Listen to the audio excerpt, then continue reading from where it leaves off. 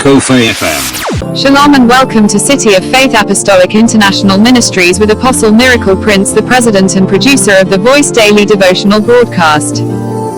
Time for the Word.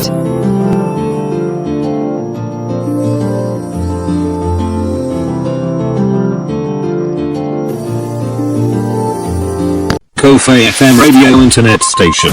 Haleluya. Muzora nasi ndichapariza shoko la Mwari ne musoro shoko unoti ngatipire izose kuna Mwari. Shoko redu la nasi ndichariverenga kubva mu book ya Mapisarema 142 kubva pa verse 1 kusvika pa verse 5. Haleluya. Ndinodanidzira nenzwi rangu kuna Jehova, nenzwi rangu ndinonyengetera kuna Jehova. Ndava hapana chino chingaita kuti iwewe uone nyasha mukati moupenyu wako kunze kwekudana nenzwi rako kuna Jehova.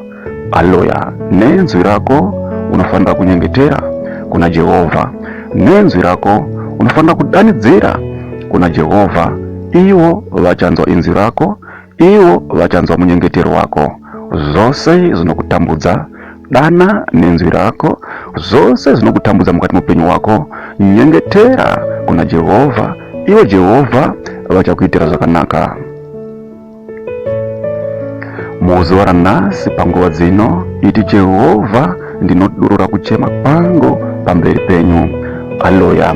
Iti Jehova ndinokuzivisai kutambudzika kwangu nezvose zvinondiremera mukati moupenyu wangu. Jehova vachakuitira zvakanaka. Jehova vachakubvisa mukuchema kwose pauri mukati mamo.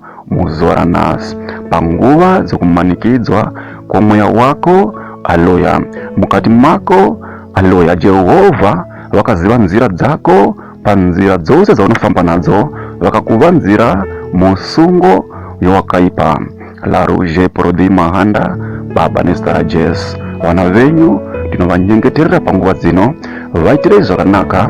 Ndava wakaipa akakanda minzo Baba mukati menzira dzavo, wakaipa akakanda mabomba Baba mukati moupenyu wavo. Asi Jehova vachavhura muromo wavo vakadana pamuri nenzwi ravo, vachavhura muromo yavo vakanyengetera pamuri. Imimi Jehova inzwai minyengetero yavo.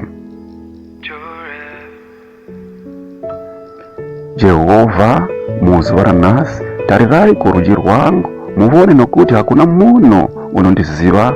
Ndashayiwa utiziro, hakuna munhu ane hanya nomweya wangu. Asi Jehova ndinoti Baba ndikafunga nezveshoko raMwari, ndinoti Jehova ndikafunga neza Ishe Jesu Kristu uyo wamakatipa kuti auye azotifira. Jehova Baba ndinowanikwa kuti ndinenge ndine tariro mukati moupenyu wangu. Ndichapira zose pamuri, zose Baba ndichazvisa mukati memaoko enyu Mwari.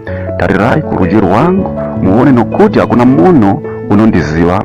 Ndashayiwa utiziro, hakuna munhu ane hanya nomweya wangu, hakuna munhu ane hanya neupenyu wangu. Asi Jehova imimi mega ndimi mune hanya neupenyu wangu. Zose ndichavhura muromo wangu ndikadana pamuri.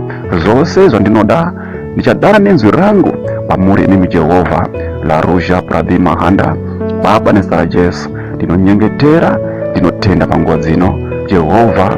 Zvose zvandinoshayiwa mukati mokurarama kwangu, zvose zvinonditambudza mukati mokurarama kwangu, ndinzwirei nyasha, ndidzikunurei Baba kubva muhondo dzowakaipa. Jehova mukati moupenyu wako danidzira nenzwi rako. Jehova vachakunzwa nerimwe ramazuva, kunyange mhinduro ichiita senonoka.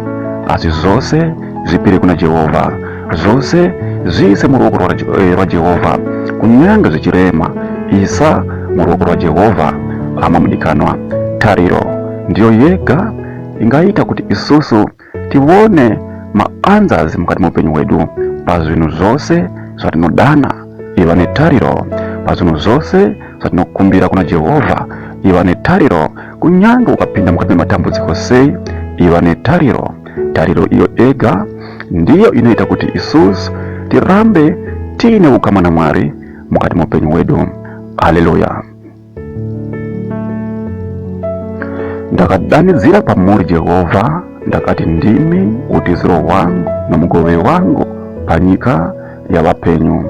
Baba kunyange zvireme, imimi Jehova ndimi utiziro wangu panyika ya vapenyu. Kunyange zvinditambudze sei, imimi Jehova ndimi utiziro wangu panyika ya vapenyu. Nditambudzike sei, imimi Jehova ndimi utiziro bwangu panyika ya vapenyu. Zose Baba ndichapira pamuri, Baba ndine kutenda. Zose Baba ndichapira pamuri, ndine tariro mukati muupenyu wangu. Tariro ndiishe Jesu Kristo uyo watikagamuchira nokuda kweshoko. Kana uri mukati meshoko la Mwari ama mudikanwa, zvinhu zvingakuremera, asi Jesu ndiye tariro yako, asi Jesu ndiye mudzikinuro wako. Ramba uine tariro, uine kutenda kuna ishe Jesu Kristo. Kunyange zvinhu zvireme, kunyange utambudzike sei, asi ramba uine tariro. Jesu ndiye tariro yedu kuburikidza neshoko.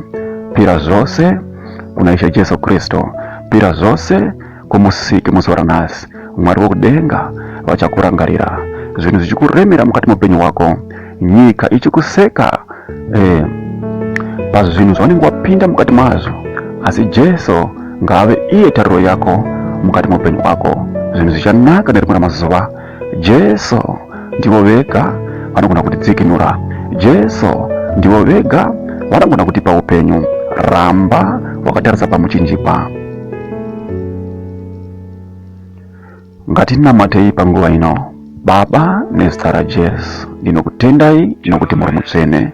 Ava vana venyu panguva dzino ndinovaisa pamberi pouso hwenyu nokutenda, ndichiramba ndichitaura Baba manzwi okuti imimi Jehova ndimi tariro yavo. Kunyange varemerwe sei, imimi Jehova ndimi tariro yavo.